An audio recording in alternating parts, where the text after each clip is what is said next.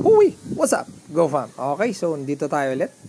Ano ang pinagkaiba ng sariwa at saka dry? Yun. Okay, so kung nasusubaybayan nyo tayo, go fam, dun sa mga previous vlogs natin, sa tingin pa lang, sa itsura pa lang, alam nyo na, makikita nyo na kung dry or hindi.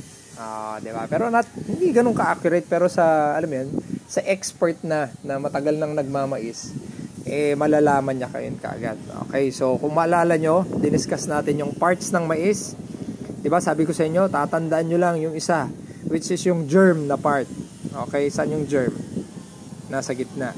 Okay, so tingnan natin yung difference nung dry at saka sariwa. Okay, kuha tayo ng tatlong part, tatlong seed. Okay, lagyan natin dito tatlong seed para consistent. Diba? Tapos kuha din tayo dito sa kabila. Oh, sorry. Okay, 1. Kuha pa tayo para at least yung illustration natin pasok na pasok, diba? Pasok sa banga. Okay. Alright. So quality wise, pare-parehas sila, diba? Maganda yung mga grain quality, walang crack, walang aflatoxin, 'di ba? Makintab. Okay, so kung aamuyin niyo to, kung nandito lang kayo ngayon, ay napakatamis nung amoy nitong mga to. Okay.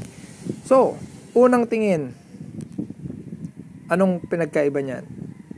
Makikita nyo kaagad, okay, yung nasa taas, ito yung fresh, ito yung dry.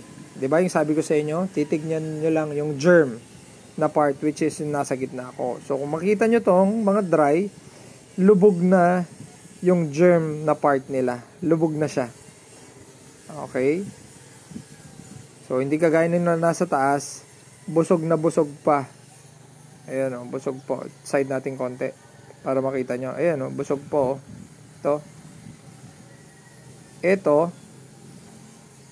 Side natin konti. Lubog na. Yun. Tapos, ito. Actually, tinetest. Tatanggalin nyo. Try nyo tanggalin. Damage natin tong part na germ part. So, hanggang dun sa embryo. Ayan, kung makikita nyo.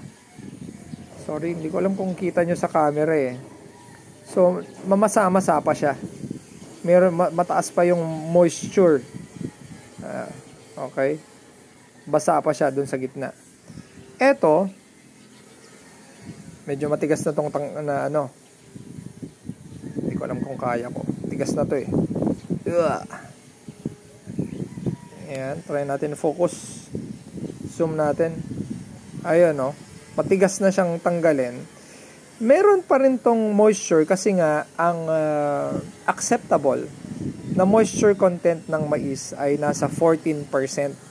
Para good na siya for storage.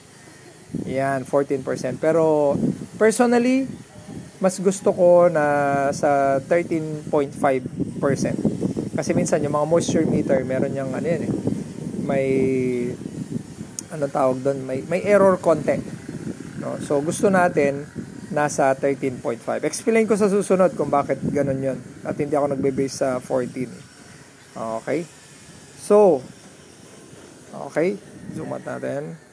So, sa unang tingin, yun yung pagkaiba, okay, ng dalawa. Tapos yung pangalawa nito, pag aamuyin nyo, mas yung amoy nito, yung aroma nitong dry, mas lumalabas siya.